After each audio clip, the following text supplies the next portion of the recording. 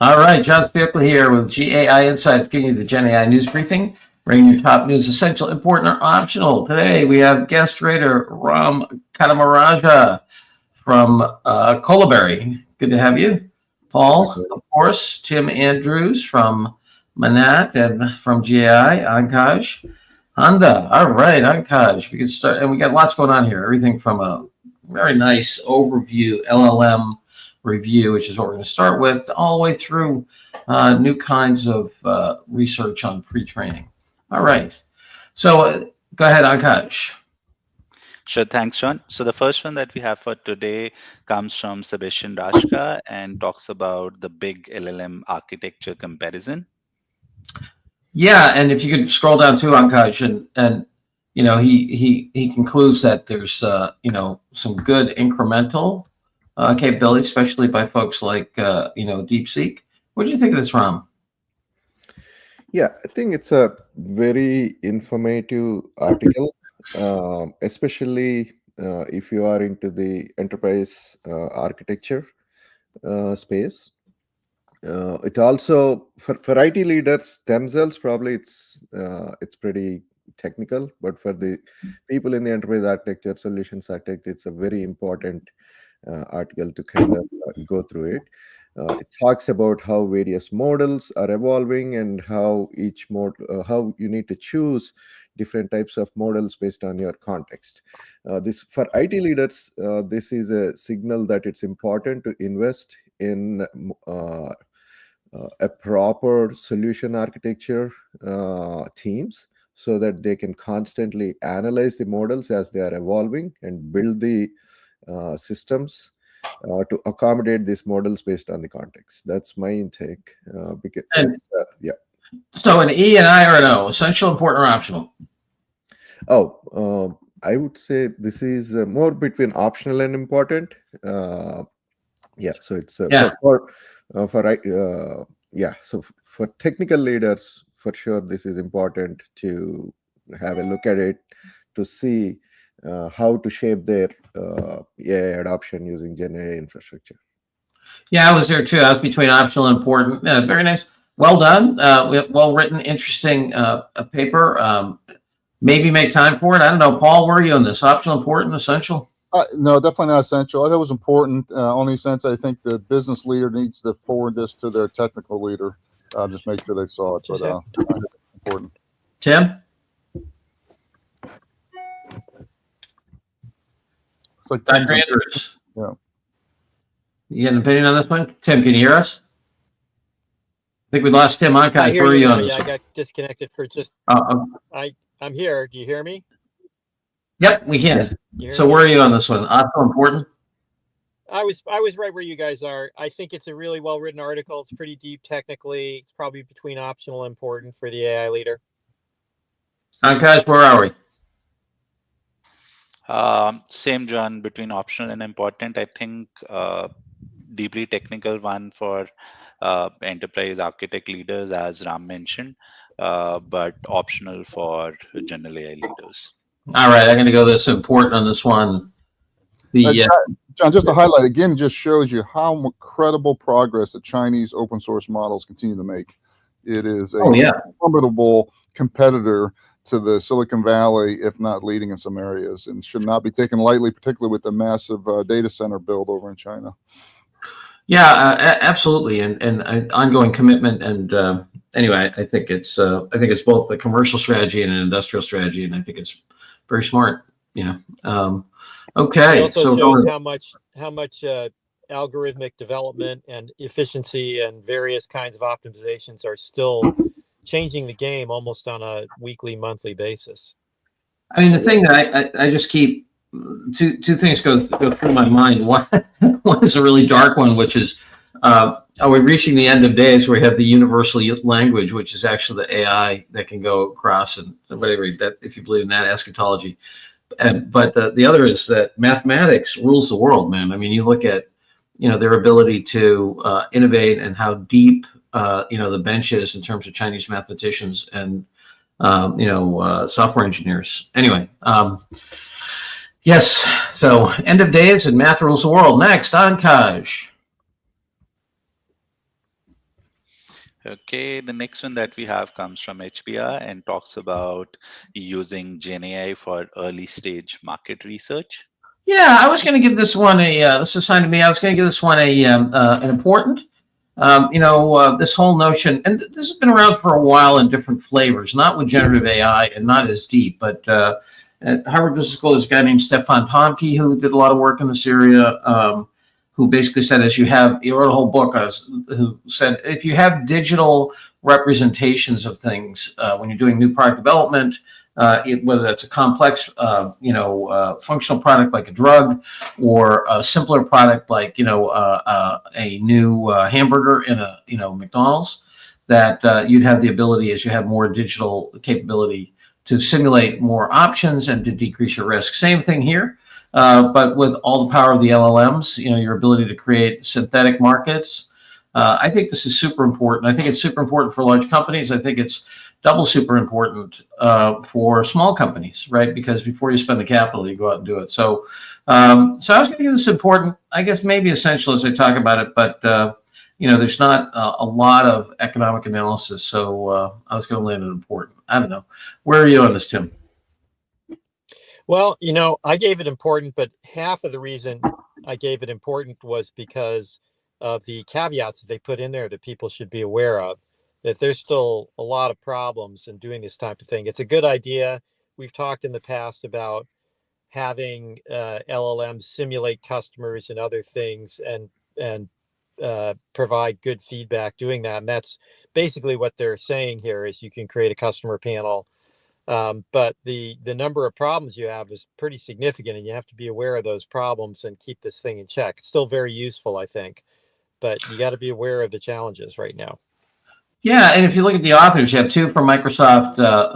Interestingly, the part of Microsoft is the economic analysis, as well as Eilad Israeli, who's a professor. Marvin Burr associate at HBS in their D3 lab. What do you think here, Ram? Important, optional?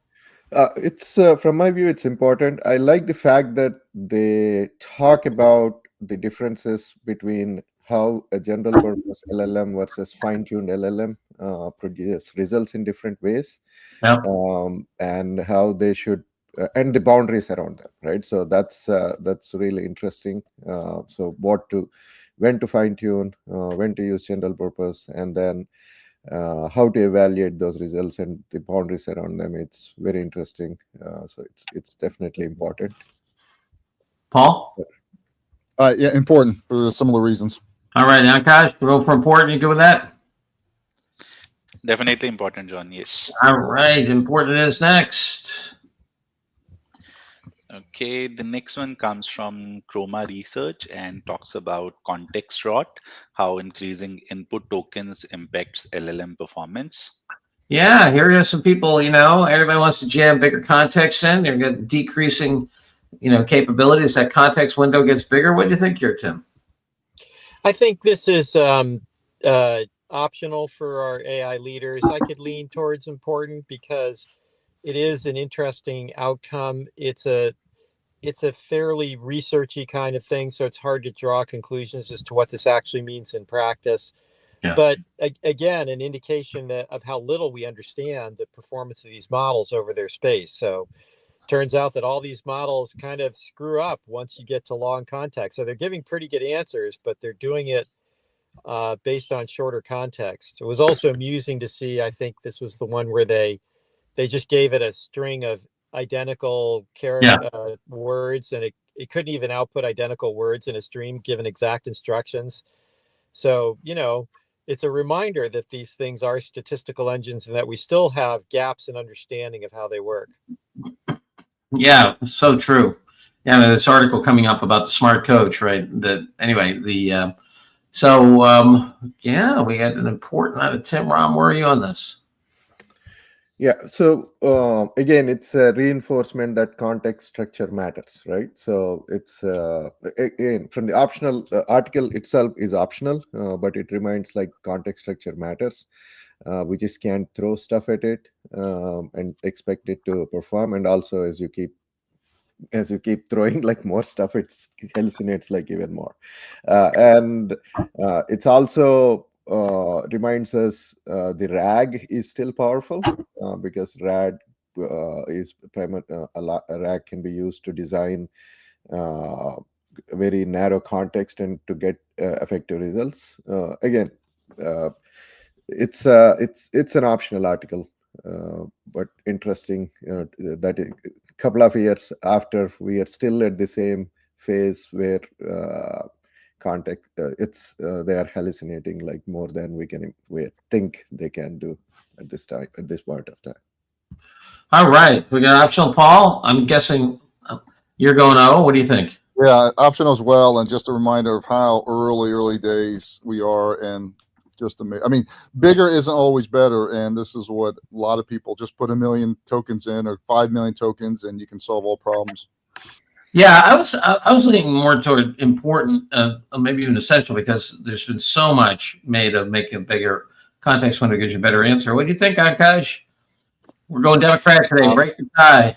Where are we going? I think it's important, John. So Right. this takes us to an opposite side of the spectrum of the context engineering discussion that Yep. has been going on for the past 2 or 3 weeks, right?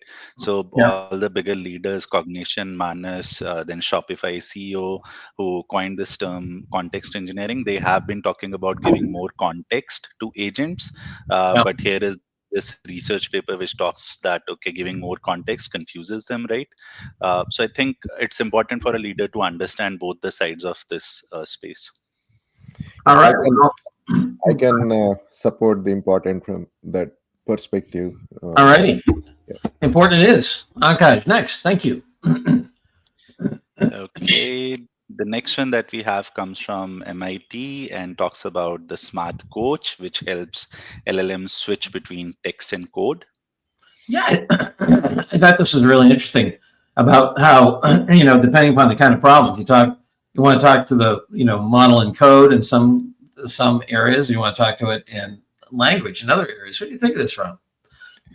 Yeah, this feels like the continuation of our articles discussion. It seems like the solution that they are presenting, right? So it's an LLM to to create like the proper context and switch between the contexts. I think from the article itself, I find it optional, but for IT leaders, but for the product developers, this is as and more products are getting developed in the enterprise space, this is a directionality and a found for them how you can engineer LLMs to automate. Basically, how you can prompt a workflow itself,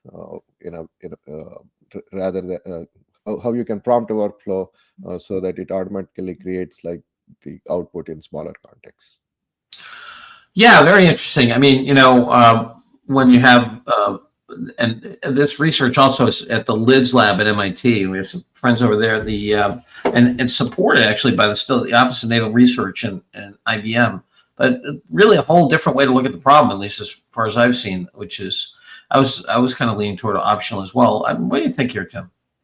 Yeah, I'm optional on this one. It is really interesting, but research, early stage, unclear how much impact it will have. I mean, again, you could argue this is just a slight variation of mixture of experts, right? Where one of the experts is the coach. So yeah, really interesting. Could be a big deal, but way too early to make a judgment at this point. Yeah, interesting paper underneath it as well. If you click through that, what do you think, Paul? Well, I think the most interesting thing is Calvin on our audience wondering if Tim is in his Tesla.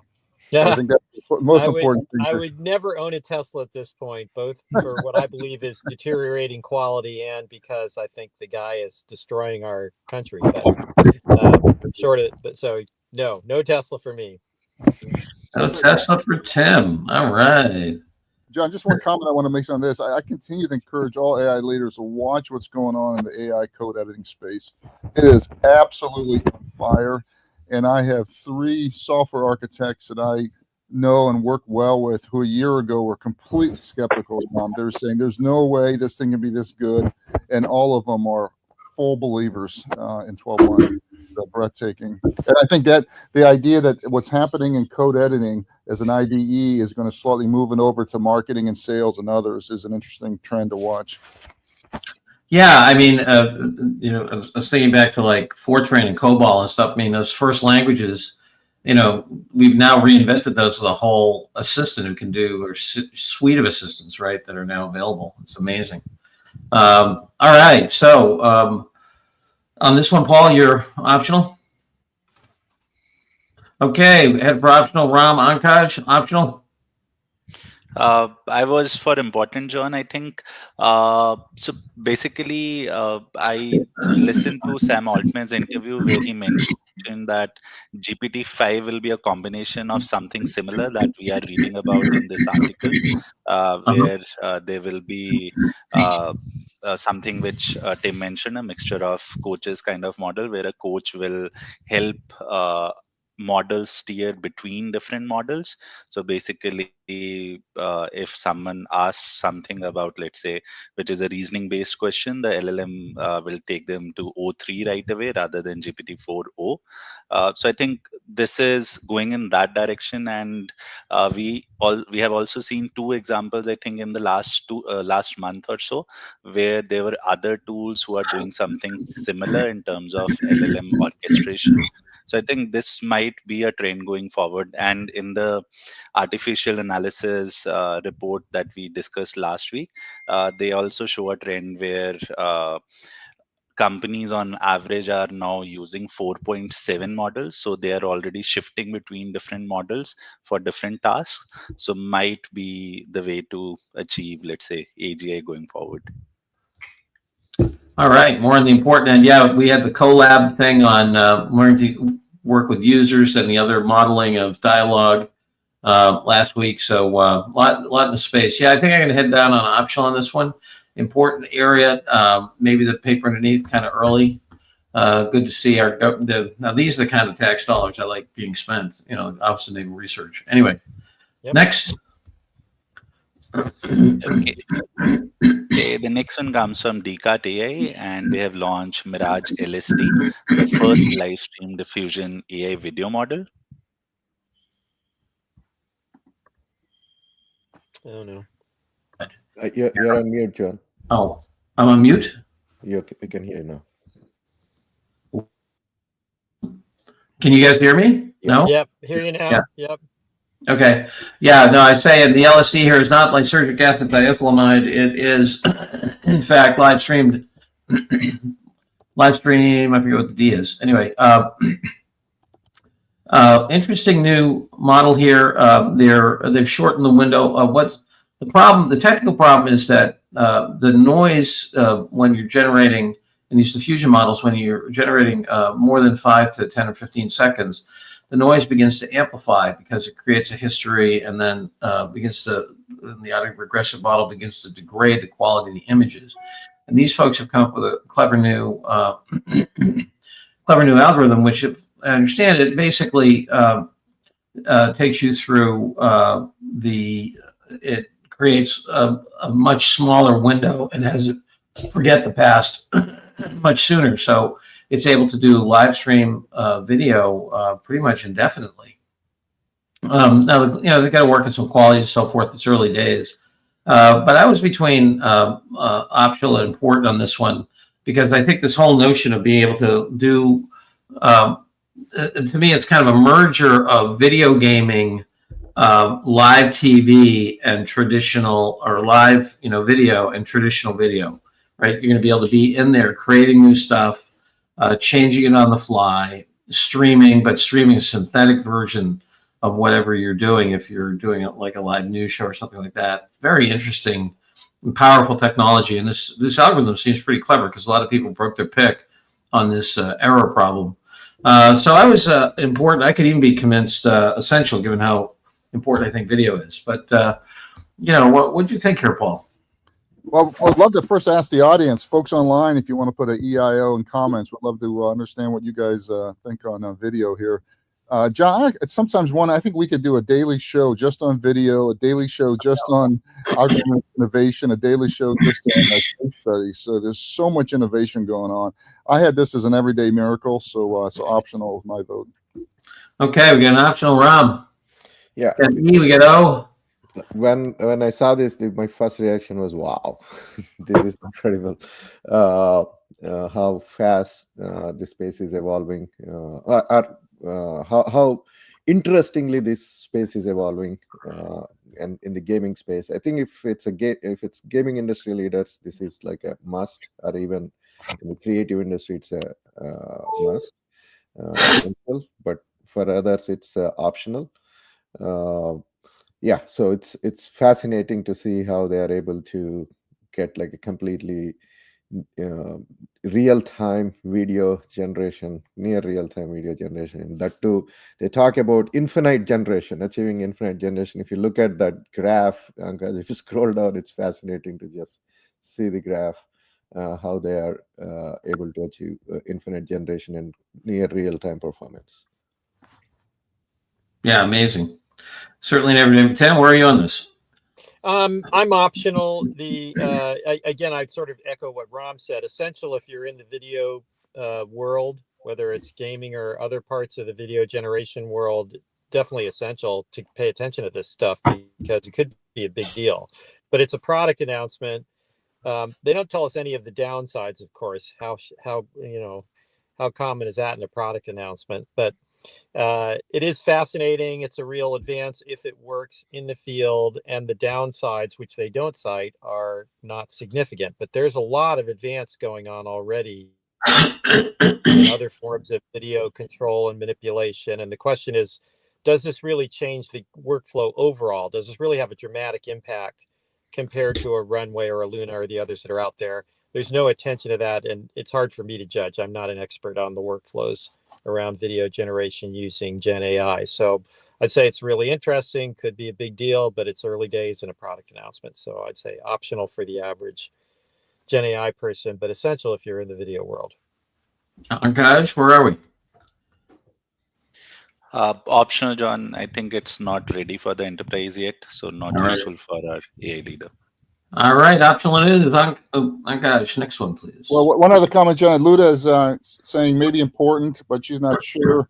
One thing I want to note was, I don't know if it was in the news. I don't think we covered it, but Netflix is part of a movie that came out that was Gen AI created, and the CEO is talking about he's doubling down.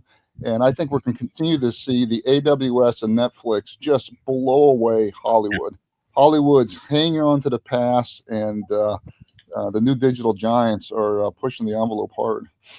Well, it's interesting. Back when I was teaching at Harvard Business School, we used to teach a regression case on how do you predict the value, how do you predict the likelihood of a successful new movie, and it was pretty much. And we had some great data and stuff. We're doing, multiple regression analysis, and it came down to basically sequel. Like the sequel was the only thing you could predict, and that would give you a above average expected value a priori before the fact, right? And I think what we're going to see here is a coevolution of preferences, storylines, like all the stuff that people have talked about. Will the audience, create its own ending? Well, as Ram was saying before, I think it's really going to be at that confluence of like a gaming mentality and a storytelling mentality and the audience reaction. I mean, it's going to be like a market and attention. Anyway. In addition, John, the whole thing we're seeing on digital focus groups. Yeah. I mean, you'll now be able to have a digital focus group of 1,000, 10,000, run the movie and analyze the emotional content of it, because it's all about emotional management here. So I think there's tremendous emotional opportunity for optimization. Yeah, I mean, it's almost like the Alex Jones business model writ large, right? Alex Jones, in my opinion, went and did all kinds of crazy stuff, and then he sold merchandise through that attention mechanism, right?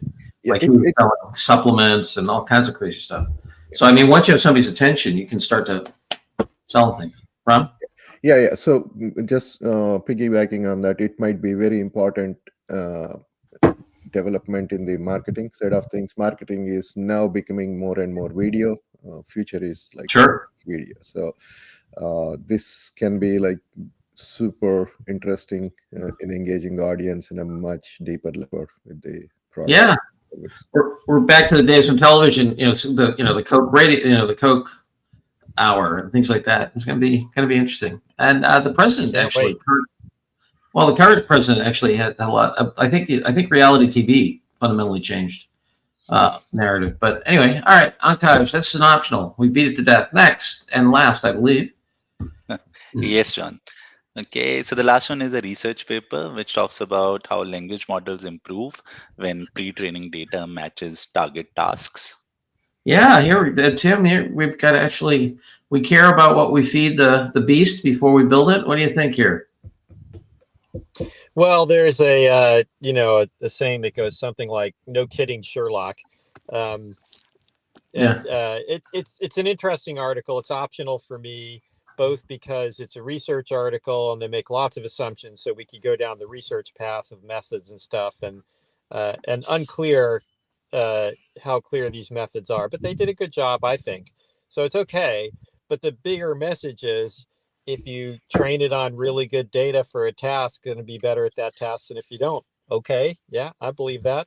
I know, but I don't know what I do with that other than what I'm already doing. Yeah, no joke. Anyway, that's kind of where I was. Every once in a while, you get a piece of research which lives up to the name. You're researching that which you already know. Anyway, Cam, Ram. Yeah, so it's optional, but it's an interesting paper where they're talking about more emphasis on inference. You train on small models, but you manipulate inference to, or you work with inference to get better results. I think they talk about a context. I mean, they're still, they trained something on 4K tokens and generalized up to 64K tokens in inference. With minimal accuracy loss, sort of thing. So it's a paper that we would be looking more and more inference-based systems. We depend more inference systems for accuracy rather than models themselves. The large models, instead, you create more fine-tuned models and use inferences to get better accuracies. Also, it kind of like feeds into the idea that IT leaders should think about setting up this architecture teams that can really evaluate all the models and the tools and infrastructure that's available and build the solutions based on the context. Yeah, there's a meta point here too, that if you really wanted to spend our tax dollars in any reasonable way, what we're doing here is evaluating models of education and resulting intelligence, and we're really terrible at it, and we have been forever. We have some ideas. They never get any funding because education is about putting people in rows and chairs and creating SAT tests, which we now know are pretty terrible. And anybody who's ever done any significant hiring and leading in an organization knows what somebody does in college or does on a particular test is pretty much a random vector in terms of how they're going to perform on the job in your corporation. And that's what we have here. So we're going to get a lot of training to the test if we're not careful, where all the models will do great on the benchmarks and none of them will be all that helpful in the real world, which is what we want. Yeah, and let me just take issue quickly with one thing you said, which is tests are pretty good at choosing, regular like Stanford Binet kind of intelligence, and Stanford Binet intelligence is not a bad predictor of future success. So, if you look at the psychological literature, I mean, if you have to sort on one variable, and the most robust variable in psychology, as I understand it, is the intelligence measure. Anyway, so. We could have a long debate about that, but that's for another time. And we should, but not here. Okay, guys, we're headed optional, and we're running out of time. I got to give time for Paul here. Optional, we good? Everybody? Okay, optional it is. Paul, Learning Lab. Two announcements. One on the Learning Lab. Tonight we're doing Gen AI 101 for executives and employees. We've been doing a lot of training, really seen an uptick in that, people asking us to do that. We have a very specific model of engagement, and we're going to be sharing that and getting some feedback on it. So join us at 7 o'clock. Second thing I want to announce is that we just added 13 more senior executives to our conference, GAI World. The CIO of Bain Capital, senior executive from JP Morgan, CIO of Liberty Mutual here. So we really got a fantastic program. GAI World, September 29th and 30th in Boston. Yes. Okay.